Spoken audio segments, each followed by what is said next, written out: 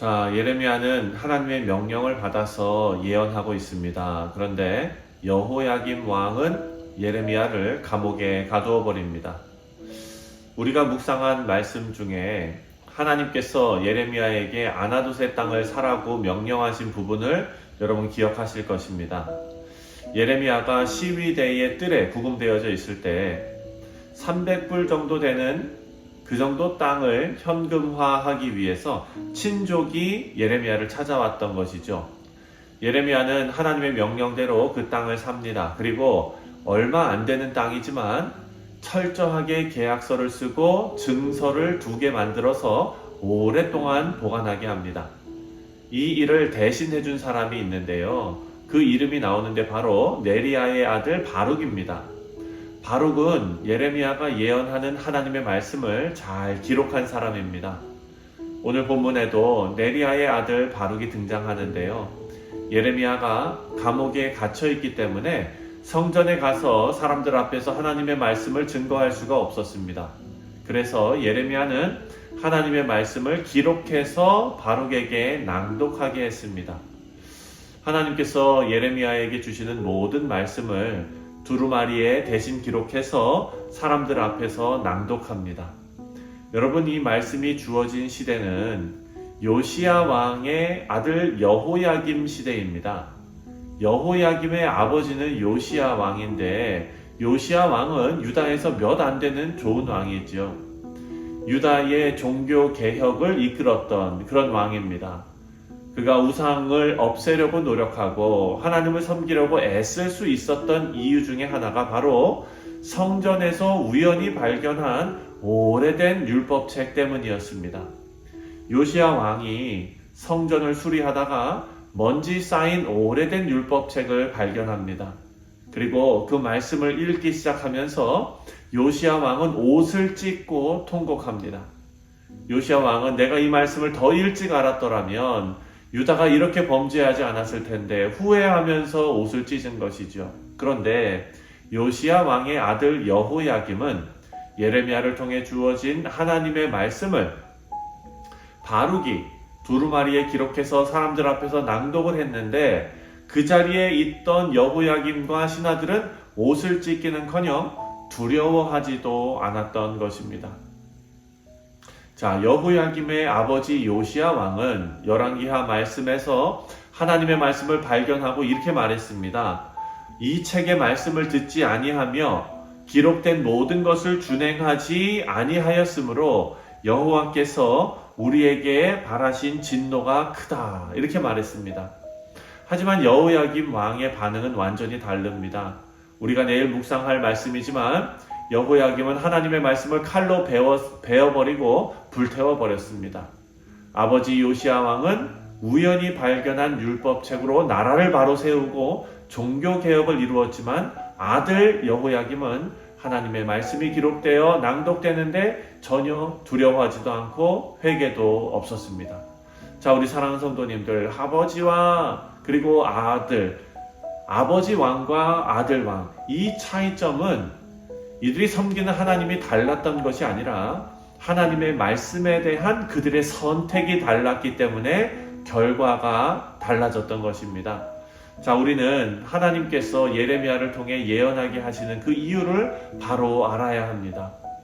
이것은 확정된 운명을 미리 알려주시는 데 목적이 있는 것이 아니라 이들이 선택할 수 있는 상황에서 올바르게 선택하도록 하나님께서 미리 알려주시는 것입니다.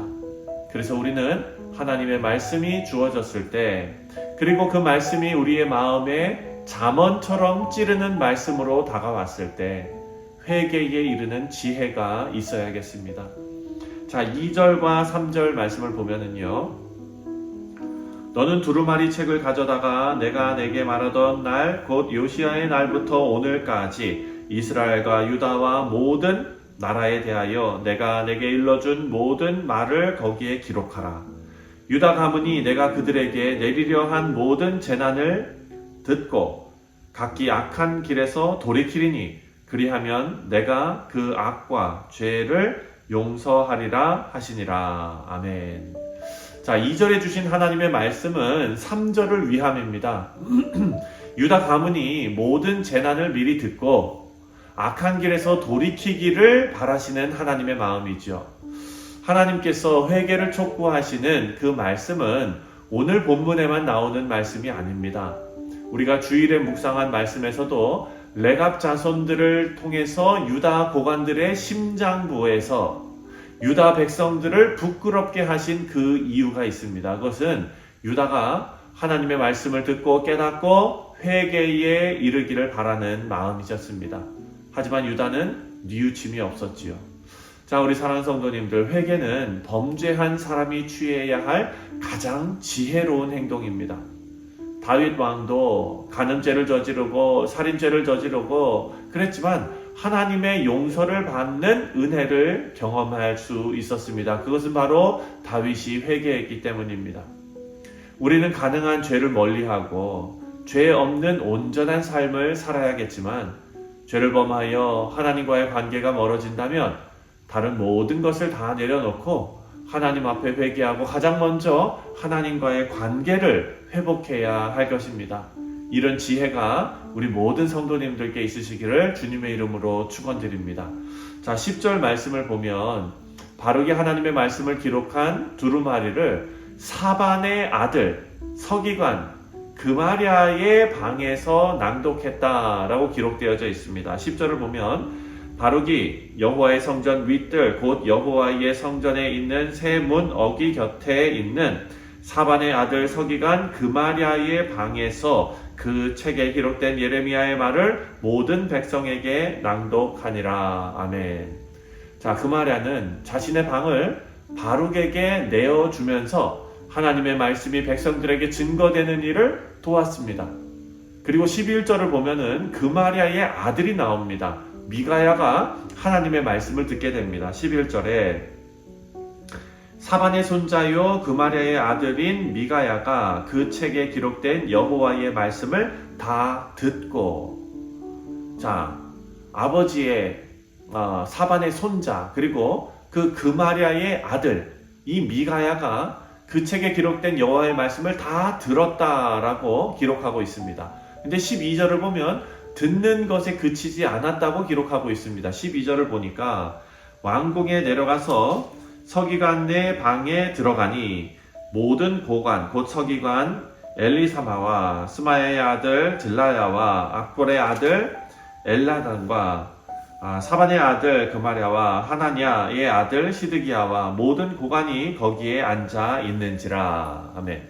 자, 미가야가 고관들, 서기관들이 있는 곳에 찾아갑니다. 왜 그곳에 찾아갔는지는 13절에 나옵니다. 13절에 미가야가 바룩이 백성의 귀에 책을 낭독할 때에 들은 모든 말을 그들에게 전하매. 여러분, 너무나 놀랍습니다. 자신이 들은 두루마리에 적힌 하나님의 말씀을 고관들에게 전하러 간 것입니다. 미가야의 이런 행동은 그 아버지 그리고 할아버지의 영향이라고 볼 수 있습니다. 우리 사랑하는 성도님들, 바라고 기도하기는 우리 모두가 이런 후대에 경건한 믿음의 유산을 물려주는 복된 성도님들 되시기를 주님의 이름으로 축원드립니다. 사랑하는 성도님들, 오늘 하루가 우리가 살아갈 수 있는 하나님께서 주신 귀한 선물 아닙니까? 이 하루가 하나님 말씀 그리고 이 사반의 그 아들과 손자가 하나님의 말씀을 증거하며 귀하게 쓰임받았던 것처럼 우리도 하나님의 귀한 사역에 쓰임받는 복된 성도님들 되시기를 바랍니다. 다 같이 기도하겠습니다.